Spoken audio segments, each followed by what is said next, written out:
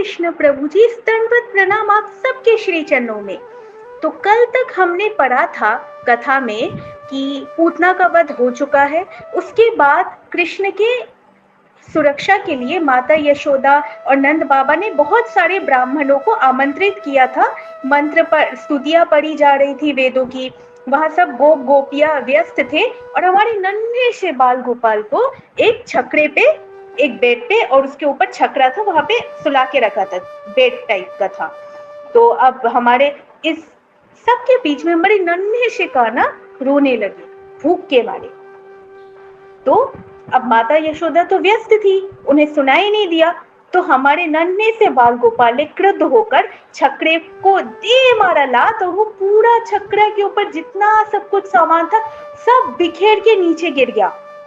फिर इतने सारे गोप गोपिका सब जो है सब छोड़ के, वेद की स्तुति चल रही है, सब छोड़ के हमारे नन्हे गोपाल के पास हर कोई आ गए।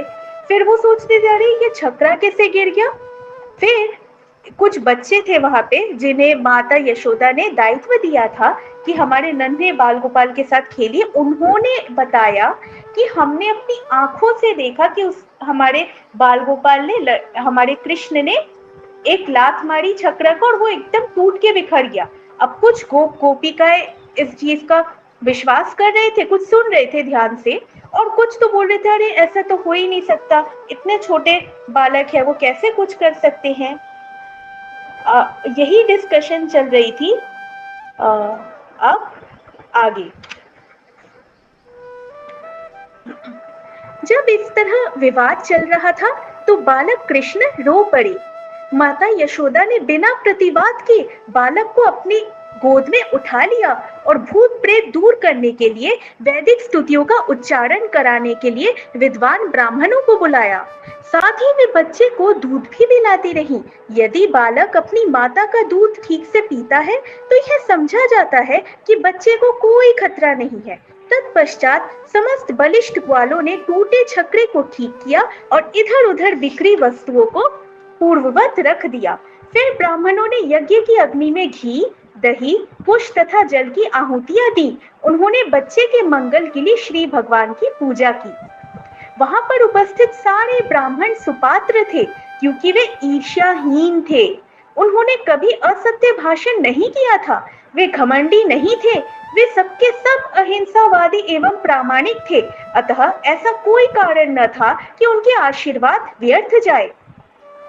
आजकल के ब्राह्मणों को देखे तो इनमें सब क्वालिटीज हो, ये सब दुर्गुण होते, ईर्ष्या उनमें बहुत होती है, असत्य भी अपने पैसे ऐंठने के लिए बोल देते हैं, घमंडी तो इनका घमंड तो सातवें आसमान पे होता है कि हम तो ब्राह्मण के कुल में जन्मे हैं भाई, हाँ हमें क्या सिखाएंगे ये लोग।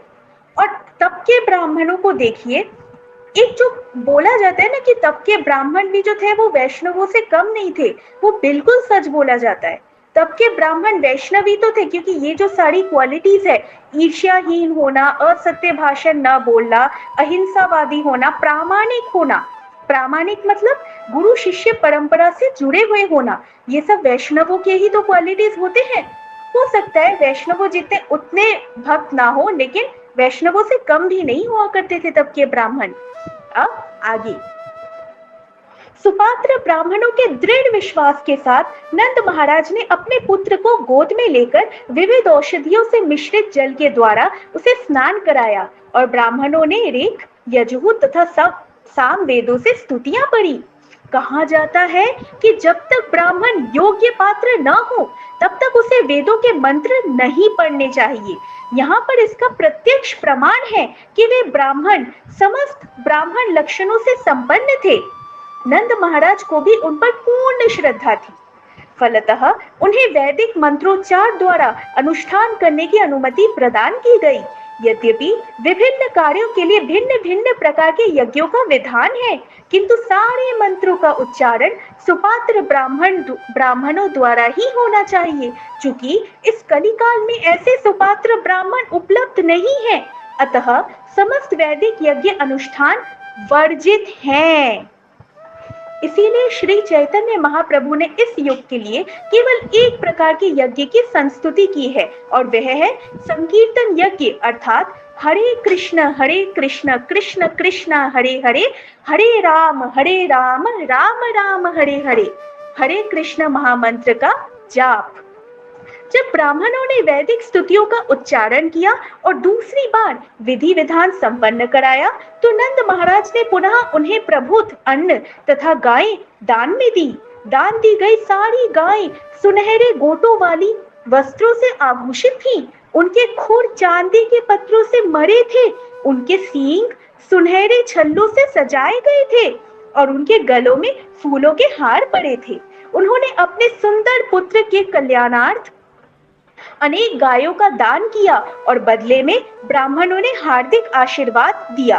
ब्राह्मणों द्वारा प्रदत्त ये आशीर्वाद कभी निष्फल नहीं हो सकते थे। एक दिन इस उत्सव के तुरंत बाद जब माता यशोदा बालक को अपनी गोद में लेकर दुलार रही थी, तो बालक बहुत भारी लगने लगा और वे उसे उठाने में असमर्थ अनुभव करने लगी।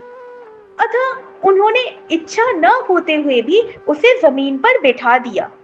थोड़ी देर बाद वह गृह कार्य में व्यस्त हो गई। उसी समय कंस का एक भृत्य जिसका नाम तृणावर्त था, कंस के आदेशानुसार बवंडर के रूप में वहां प्रकट हुआ। उसने बालक को अपने कंधे पर चढ़ा लिया और सारे वृंदावन के ऊपर एक भारी अंधड़ उत्पन्न कर दिया। फलस्वरूप सारे लोगों की आंखें धूल से भर गईं और समस्त वृंदावन क्षेत्र इतने गहन अंधकार से पूर्ण हो गया कि कोई किसी को नहीं देख सकता था। इस महान उत्पात के समय माता यशोदा को अपना बालक नहीं दिखाई पड़ा, क्योंकि उसे तो बवंडर उड़ा ले गया था। अतः वे करुणा करके रोने लगी। वे पृथ्वी पर उसी प्रकार गिर पड़ी जिस प्रकार बछड़ा खो जाने पर गाय गिर पड़ती है। जब यशोदा इस तरह विलाप कर रही थी, तो सारी ग्वालिनें तुरंत वहां आ गई और बालक की खोज करने लगी, किंतु वे बालक को नहीं पा सकी, अतः निराश हो उठी। आज के लिए इतना ही प्रभु जी। लेकिन आपने एक चीज आपने नोटिस की, जैसे माता यशोदा को जैसे ही पता लगा कि श्री कृष्ण उनके विजन एरिया में नहीं है, वो एकदम मूर्छित सी हो गई दुख के मारे कि मेरे लाला को क्या हो गया। और हम जो कि भगवान के लिए थोड़ा भी इमोशंस डेवलप अभी तक कर भी नहीं पाए हैं, हम अपने आप को कितनी आसानी से भक्त बोल देते हैं ना।